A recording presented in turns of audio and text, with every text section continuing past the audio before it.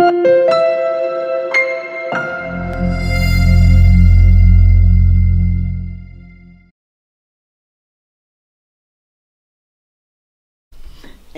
I was born and raised in a town called Munkács, and most of the young people here in the United States know about my hometown because one of the rabbi's descendants is a rabbi in Williamsburg.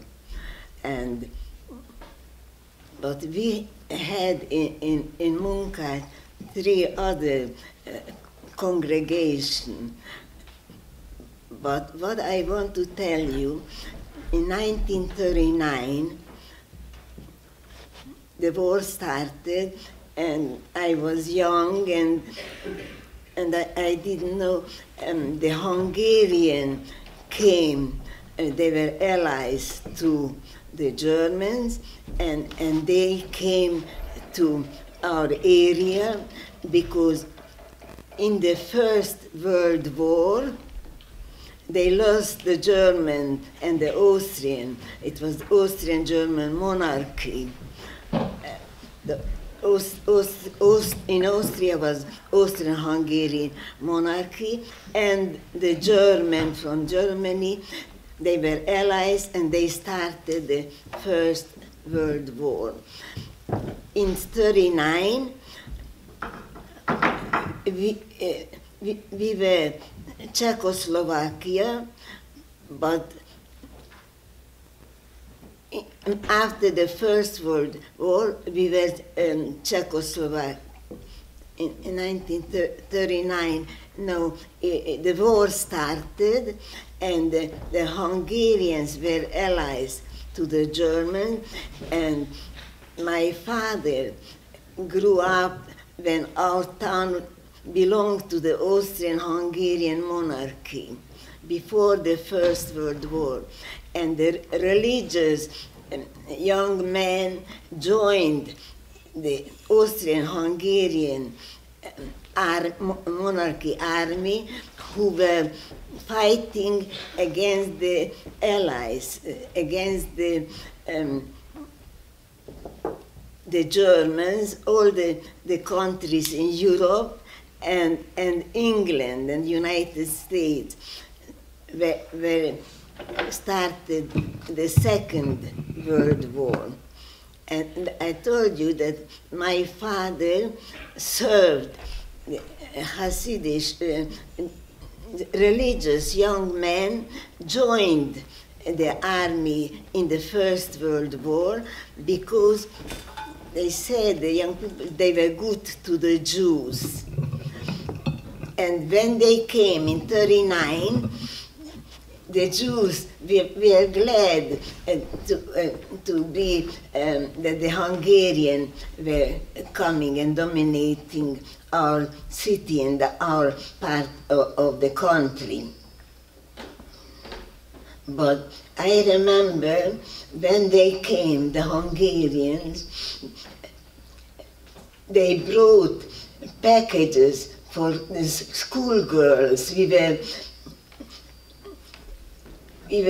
there welcoming them, and they brought for the schoolgirls packages, you know, for each of us, packages with candy and all sweet things. And my Jewish people, we didn't know that they are going to be allies to the German, and there will be a Holocaust. But I remember in 1939, when the Second World War started, how the Czech people, the army, left our hometown. I remember them going in the middle of the street with their what they used for fighting, all the, you know, in the middle of the street as they retired, because they lost because the war started, and they made them leave. And I remember how in the street, how they were going back and leaving our town and the several towns, the neighboring towns. And you know, I was very young, but I read a documentary about my hometown not a few years ago. A young man wrote a book about, he was from my hometown, so he wrote about Czechoslovakia, the history, that the Czech people were, from the First World War, they were democratic, like in United States. And then they had to leave because the Germans and the Hungarians were fighting and starting, they occupied our part of the country, and the Czech people had to leave.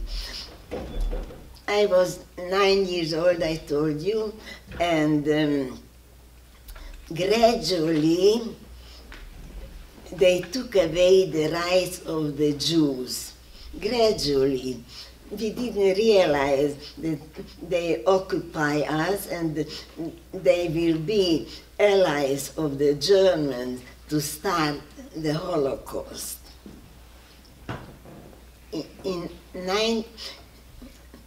I was in a Hungarian elementary school, and it was not Jewish, it was a private school.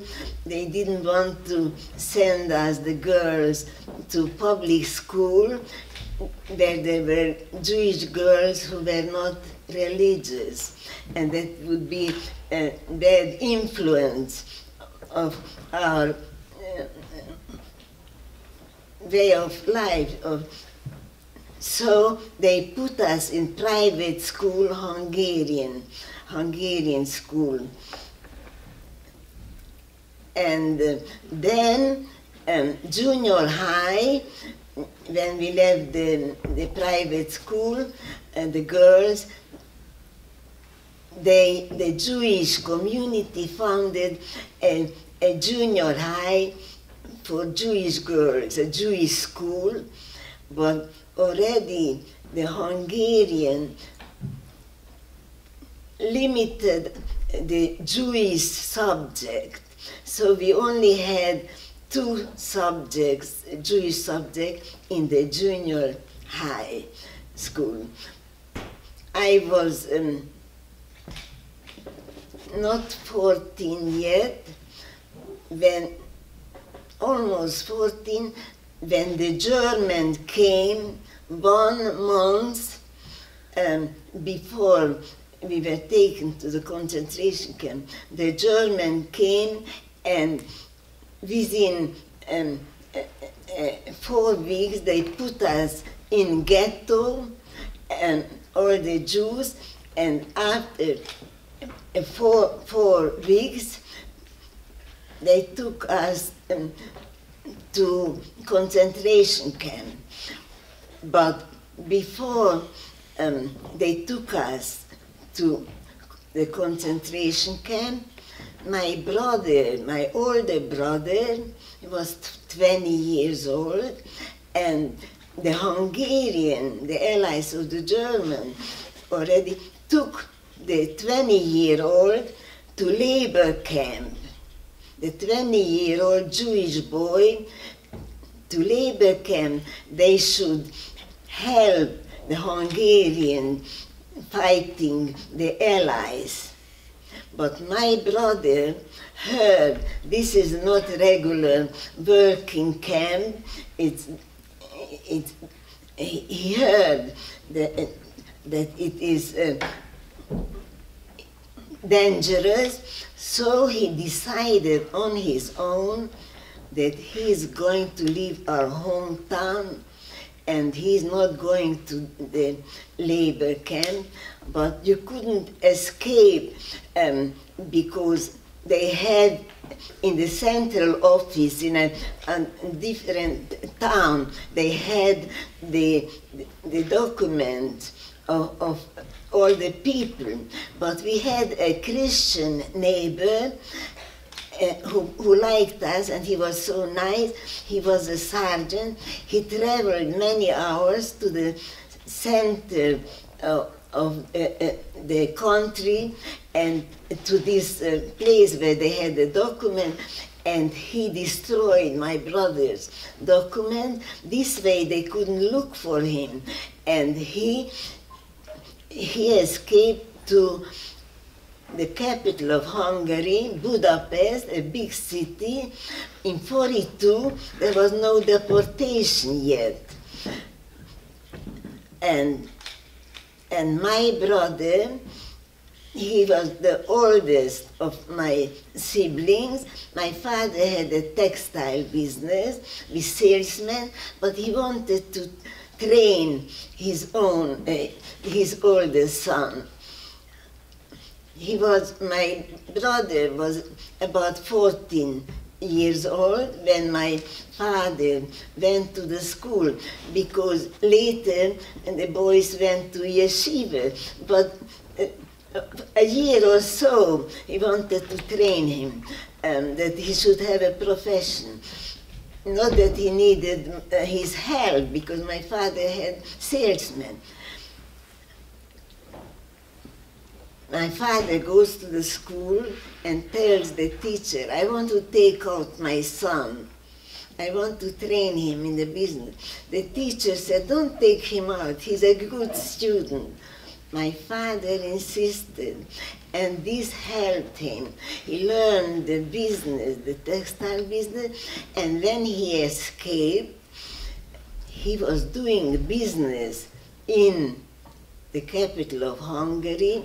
Although he was a young man, and wholesalers don't like to do business with young men, but because of his nice personality and the connection of my father's business, they did business with him, and he did so well that he bought real estate in the most expensive residential area in this big city, Budapest, in order that we should be, he should take us out, we should be able to escape and hide in the capital of Hungary, that we shouldn't be persecuted.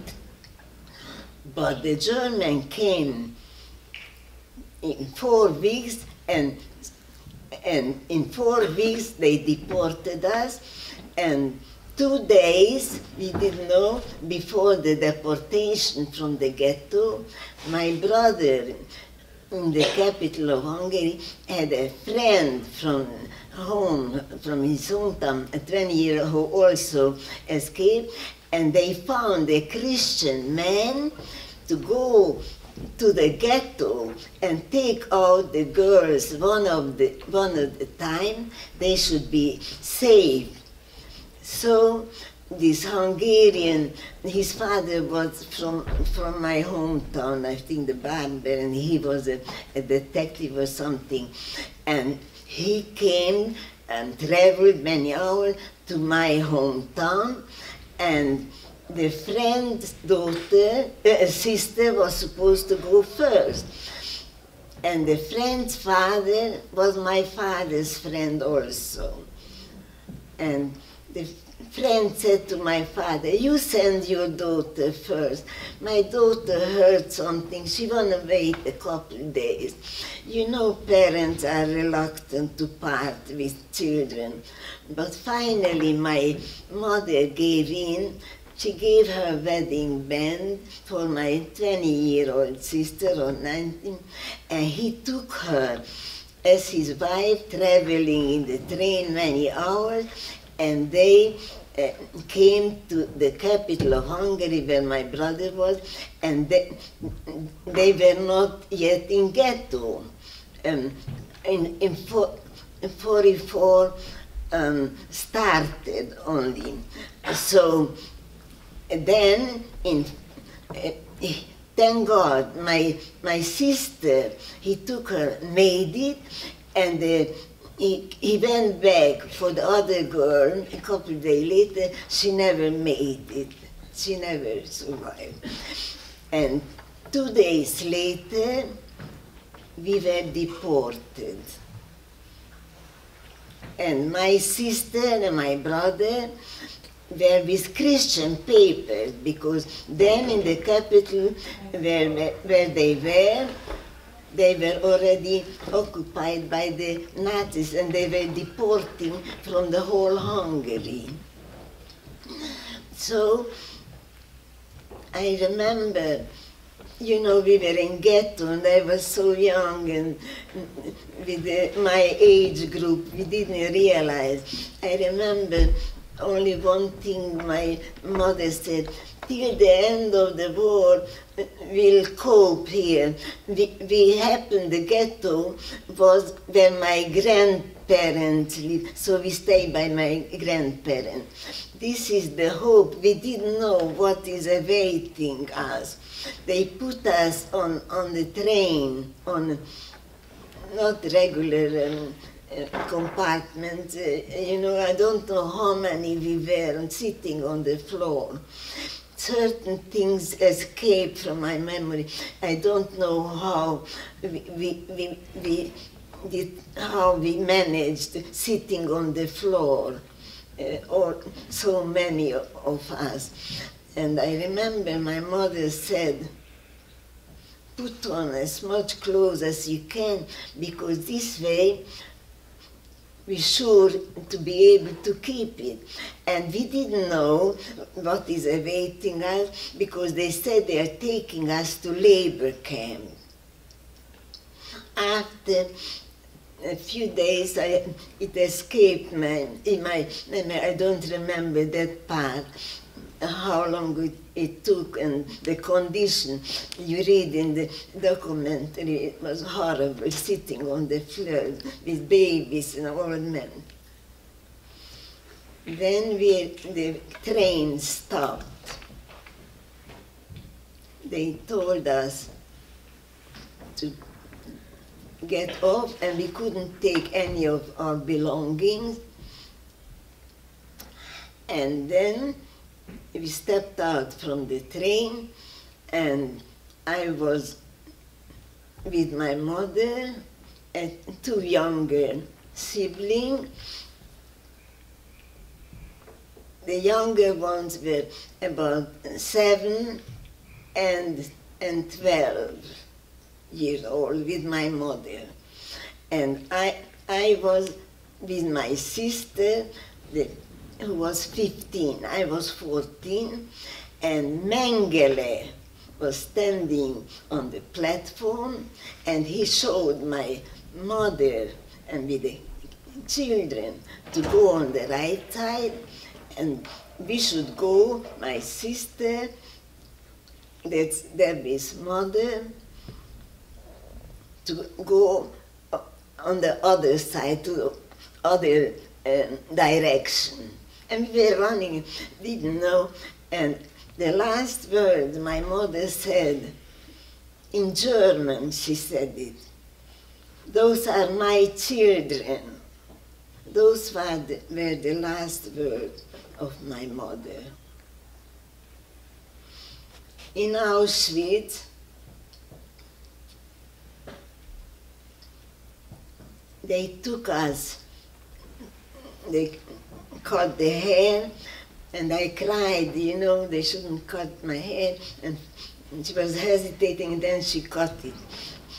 And she said there's something in the hair, We were at home, and we had a luxury apartment, everything, but I don't know. So this was the first thing I was saved, because the girls who they kept the hair, they put them in a barrack. The 14-year-old, this age, they put them in one barrack, and And the rest of us, after they disinfected us and they gave us some clothes, and I got a long dress, and I was so glad it will cover me, you know, it was cold weather. And then the Jewish couple, that's what they were called, the Jewish couple, they survived from being killed. They had a position running the barracks. The barracks where we stayed. There were many barracks, and in one of them, about 150, there were many lines of barracks. So this way, that was the first time my life was saved, because they cut my hair and they didn't put me with the younger, but they put me, my sister, with a group from my hometown who were mostly a little older, you know, but my sister was mature in every way. But this is the next thing. 3 weeks we were in Auschwitz. I don't think I have to tell you about the horror of Auschwitz, because you all must have read the documentary, The Horror of in Auschwitz. I only want to tell you, after they disinfected us and the clothes, we went to our barrack, a group of us, and the Jewish couple. There was a chimney and flames, red flames. And she said, you came through the entrance, and this is where you go out. I was so young, I didn't realize what the horror. And those, then we were heading to our barrack, and those couples, they called it, they were some worse than the Germans. This is how they became after so many years, and they helped. This is how they kept them, and they didn't put them, you know, like their family. They lost their family in Auschwitz. In the barrack, there was 2 sides, and wood, and we were about 14 on the top. And I remember when we slept, we didn't sleep, we had to be on the side, because there were many of us. Yeah, and the clothes which I got in, when they gave us a long dress, I was so glad. And soon enough, they come, they see I have a long dress, and they took it away and gave me a short one, that they should give it for somebody who is taller than me. 3 weeks in Auschwitz. Every day, selection. That means not select, they put us outside of the barrack, it's a mengele with a Jewish couple. We stood up in lines, about 5 of us, and selection.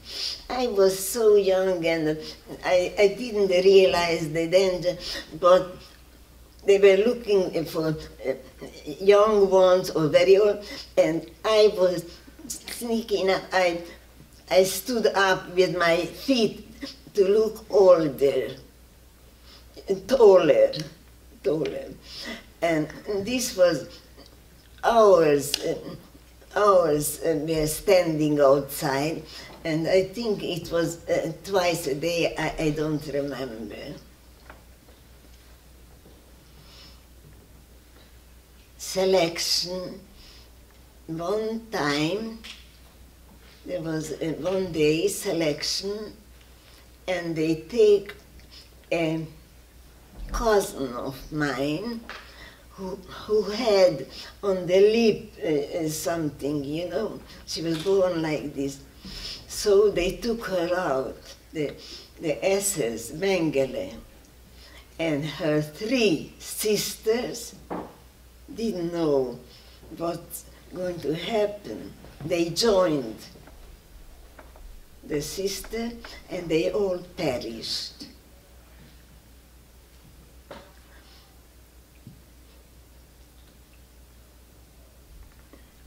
But you know, we stopped being, not alone that I was young, but through the whole time we stopped being human. They said that they gave some dope in the food. I don't know, but we never cried. Where are our parents, our siblings? Why they are doing it to us? We stopped being human. And a sister of mine, the 15-year-old, Debbie's mother, she was mature in every way. And you know, while we were in Auschwitz, you know, the fences, we saw the fence with the nails, you know, and transport, we could see arriving already after the selection. There were hundreds of them coming in, and I looked for my older sister, because everybody had an older sister, or a relative, or a mother, and I was looking for somebody who would take care of me, you know, but it turned out that thank God, my sister was not deported, the one who went to Budapest before we were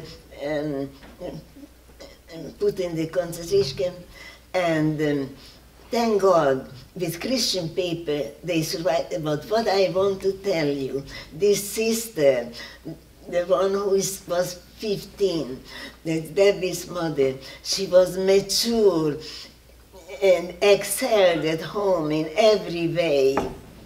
And she took care of me like a mother. She bathed me, she fed me. And she is the one, after 3 weeks, now I want to tell you, after 3 weeks, there was selection in our barrack, the 150 of us only. The barrack was closed in the front. In the back it was open, and there was a little yard, and we were standing naked with the clothes in the hand. Mengele with a Jewish couple doing the selection. I told you my sister mature for her age, and she passed the selection, but not me. Childlike, you know. My sister stands inside, in the back of the barrack, by the door, and she showed me like this. So I tried to follow what she said. And Mengele was busy on the right side with somebody, and my sister pulls me inside, from the inside, and the Jewish couple pulls me from the outside. But my sister managed to pull me harder. I sneaked in. At the end of selection, Mengele said, the person who sneaked in, if she doesn't come out, is going to kill everybody. But he wasn't going to kill 150 able-bodied women. They needed to enhance their war effort. They closed the bag. Those who remained outside, I don't know their fate, they opened the front, of the barrack, and they took us to disinfect some clothes and some food. I told you, I wasn't mature looking, but I was sneaky. This, where we stayed for disinfect, it was a low floor, and in the back was a window. I climbed, and we were taken, they gave us some food and some clothes. They took us to a train. We traveled many hours to North Germany, near a big city, Hanover. Near the city was a village, and near the village we were separate, not in the village, separate 150 of us only in the camp, and every day going to munition factory, walking. My sister, diligent, I told you about her, how she excelled. She worked diligently. She got a couple times double portion for, and I was sneaky. I told you, I managed to hide away with a friend. I never worked one day.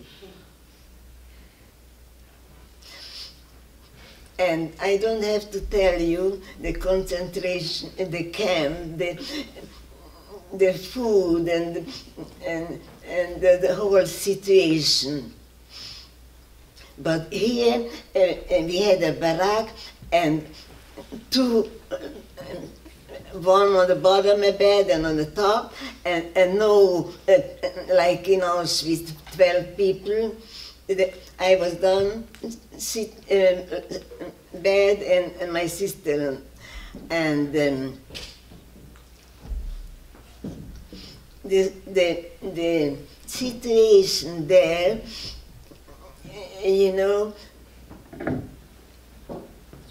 the food, just to tell you an example, there was a kitchen where they made the food for us, and in front there was a garbage can with potato, the peel, and we were not allowed to take it. We would have taken it because they gave it to the farmers for the animals, you know, for the pigs.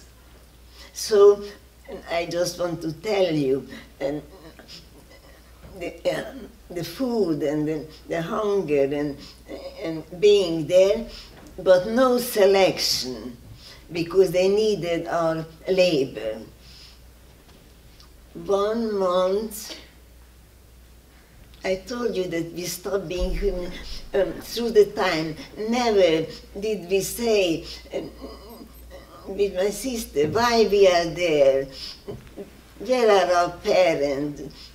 Never, because we stopped, they treated us inhumanly, like we were like animals. 1 month, there was no selection in our labor camp because they needed our work.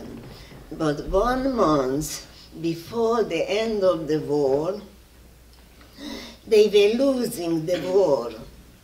And instead of those Nazis, the soldiers, instead of joining the war, it was more important for them to take the remaining Jews from labor camp to camp where they perished from malaria, typhus. So this was 1 month before liberation, the first time selection in the two barracks joining, and we were on one side naked with the clothes in the hand, and in the middle was the SS woman. Those who passed went to the other side of the barrack. My sister passed, but not me, because they started gradually to empty the labor camps, so that's why there was a selection. So those who didn't pass, we were the other side of the barrack and naked with the clothes in the hand. My sister stands alongside the German woman and she showed me like this. So I follow what he says, I put on the dress. The SS woman looks at me and she screams, "What are you doing here?" I had a presence of mind. I said, "I'm looking for somebody." She threw me out, and this is how my sister saved me the second time. Because those whom they selected, they took to camp where they perished. 1 week before the liberation, they took us all. Yoli, 1 second. Yeah, I'll conclude. No, 1 second. No, but if I want to ask a question, but I'll let you finish. No, I just want to tell you that I want you to drink something. 1 week before liberation, they took us from the working camp to Bergen-Belsen, a camp, champagne. It's better than champagne. Shall I hold it? Just drink a little because you're talking too much. Thank you. 1 week before the liberation, they emptied our camp, the rest of us who were there, and took us to Bergen-Belsen, where people died from malaria, typhus, and where they were, on this wooden, where they were staying, I don't know what you call it, they were like living skeletons. It was 1 week or 10 days, but every day like an eternity. One day, I walk around the ground, comes a Jewish couple with a wheeler, what you use for construction. Wheelbarrow. How you call it? Wheelbarrow. With skeletons, that I should take it, and she showed me. I walked away, because there was no more order, but I didn't grasp what's happening to the people. After 1 week or so, the condition there horrible. I told you, the people looked like animals, like skeletons, not like human beings. 1 week before the liberation, the British liberated us. I was so young, I did not realize, that we will be liberated, and, we didn't think, maybe the older ladies, they knew, because I remember a plane passed by low, and one of the ladies in camp said, "It looks like we will be liberated soon." This is what I heard, I remember, but I didn't grasp, the meaning. So the British came, and when they came, I still didn't know we're liberated. And after being 3 weeks there, we more or less were recuperating, and heading home. And there were all different groups. I didn't realize why we were heading towards our home. It must have been my sister who gave the instruction where we live and where we should be taken. So they put us on the train, and we traveled a short time, and about 30 of us at this time. And comes a Russian soldier, and takes us, about the 30 of us, with torn clothes, not torn, but just as a Jewish group, and they put us in a villa, a Russian soldier. And we were there a few days. We didn't know why we are there. Till this day, I don't know. After a beautiful villa, after 3 days, they took us to the train station, and we were heading, and they took us on the way. It looked like home in the capital of Hungary, Budapest. It's a beautiful, big city, the capital of Hungary. And this is where my older brother and older sister were hiding with the Christian paper. In the courtyard, we were in a school. It was warm, June, maybe it was June, July, and we took out the mattresses. It was a Jewish school, but there's no school. And in the courtyard, a big table, the most delicious vegetable, fruit, and because Hungary is rich in agriculture, and all the years, and didn't realize that it was not the Hungarians who provided us, but I will tell you, the joint. They because this city was liberated, and the Jewish organization, they provided, and after 3 days, I'm heading to the table around 1 or 2, and I come across a brother of mine, 18-year-old, from the concentration camp, came on his own. He was with my father, but in the camp, but he was separated. He came, and I'm heading, and I see him dressed in camouflage. The surprise, a survivor from the camp, and he came, and he knew already. We didn't realize, because we never uttered, I told you, one word among the survivors after the war, because only Spielberg a few years ago came out. It's important to make documents from the Holocaust, and it's also good for the Holocaust survivor to talk about it, It's healthier psychology, than to keep it in, but we never spoke about it.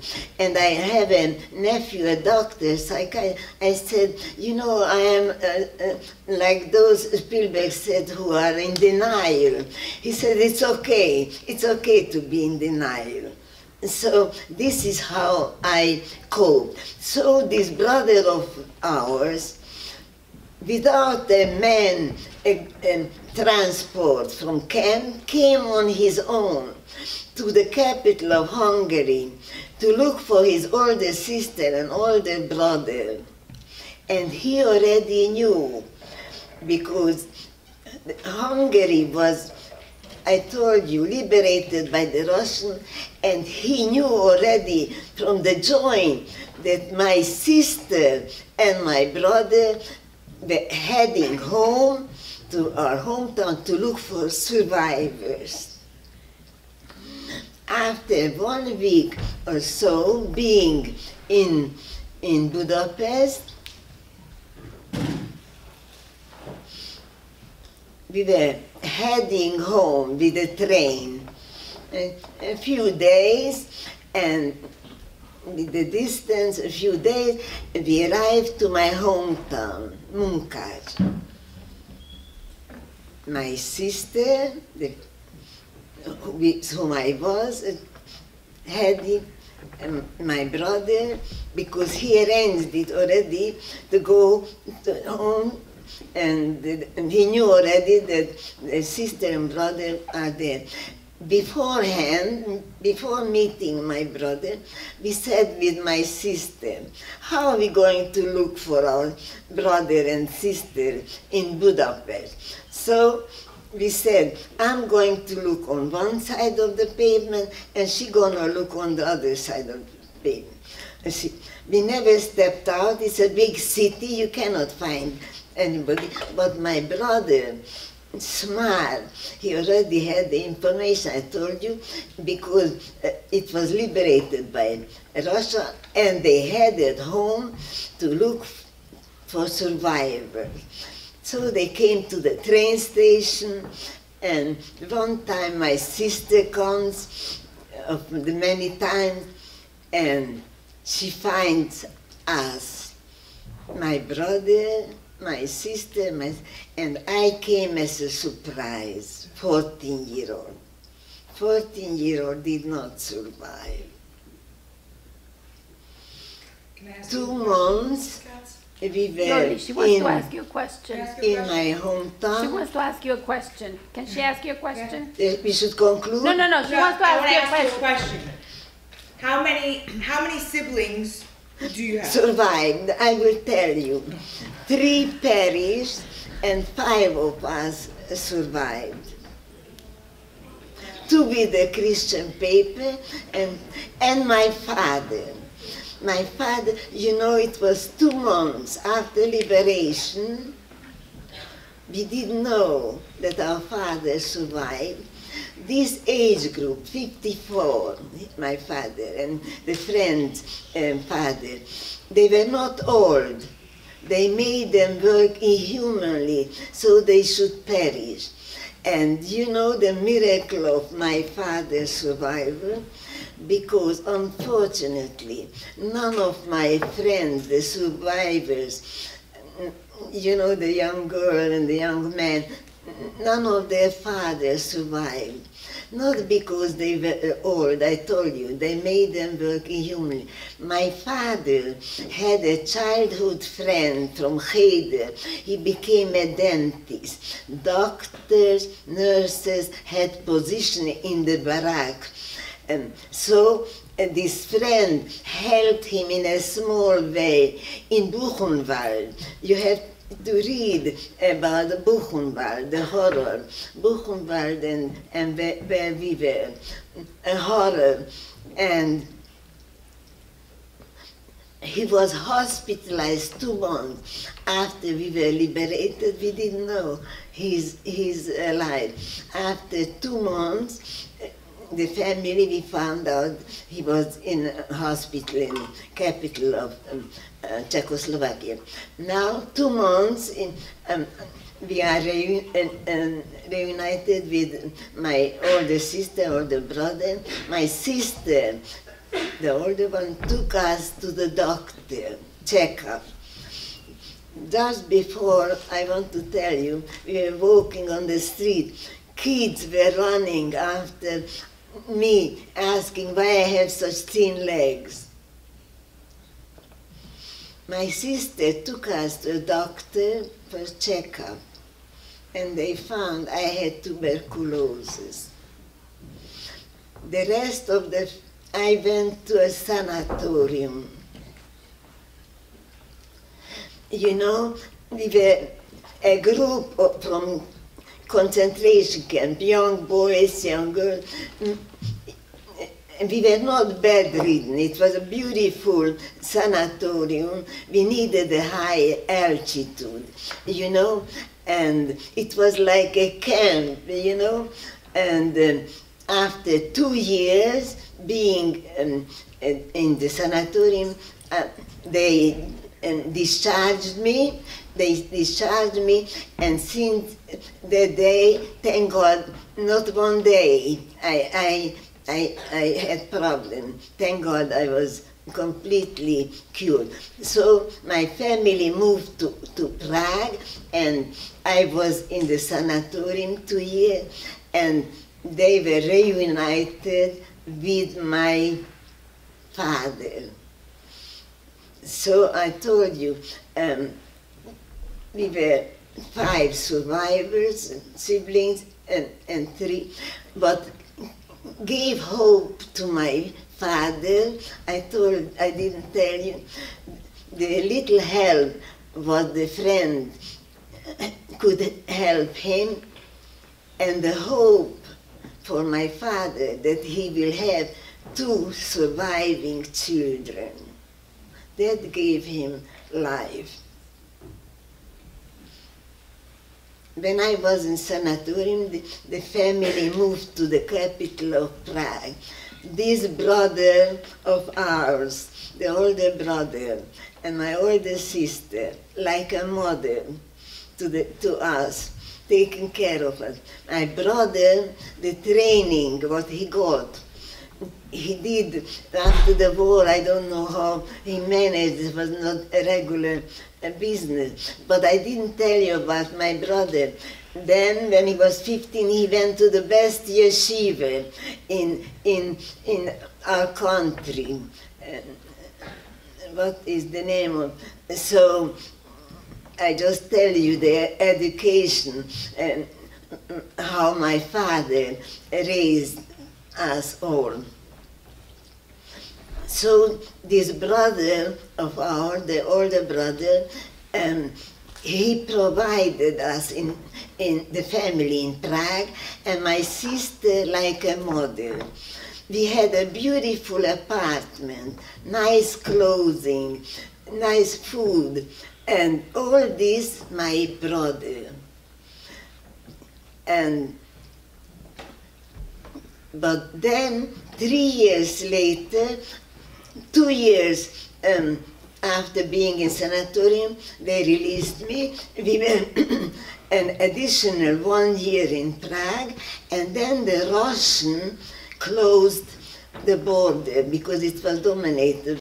So I told you, Jewish people don't like to be enclosed. So the family decided they will move to Austria. That was the closest country.